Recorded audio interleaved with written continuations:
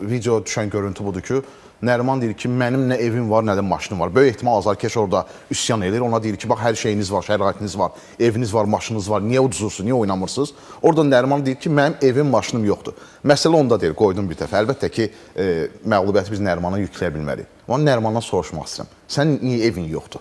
Mən bildiyim qədərinə bu insan 120-130 min müqaviləsi ilə Qarabağdan pul alır. İldə bir neçə dəfə Qarabağdan böyük bonus alır. Avropa Liqasının, Avrokuboklarda əsas mərhələyə qrupa düşəndə, çempion olanda, kubok olanda sən indi evin olmalıdır ki, gələcəyə bir sərmayən olsun. Heç nə, yaxınlaşırsan Qurban müəllimə, Qurban Qurbanova.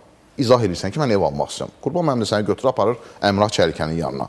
Sənə bir il ərzində nəzərdə tutulan pulun bir hissəsini bəri başdan alırsan, gedirsən bir tikinti şirkətlərinin birini, ilkin ödəniş eləyirsən, sonra da onsuz da mükafatların var, maaşların var. Yavaş-yavaş o aylıq ipoteka şərtlərini yerinə yetirib ödəyirsən. Çünki Nəriman indi ev almazsa, emin, cavan uşaqdır. Pulu da var. Ətrafında yalancı dostlar çox olacaq. Ətrafında onun pulunu xərcləmək istəyən çox olacaq. Bir də onda ayılacaq ki, 120-130 min pul bir il ərzində havaya sovrulub gedib və heç nəyə də yoxdur. Maşın olmamağı yaxşıdır, almasın hələ cavan. Amma ev mütləq alsın və çalışsın ki, kariyerasının sonuna qədər. Heç olmasa bir neçə ev alsın ki, gələcəyi bilmək olmur. Gələcəyinə bir sərmayə eləsin. Amma məndən ona məsləhət bu olar. Çünki belə çox illər ərzində futbolçular görmüşük ki, o pulları xərcləyiblər və sonradan pulsuz qalıblar.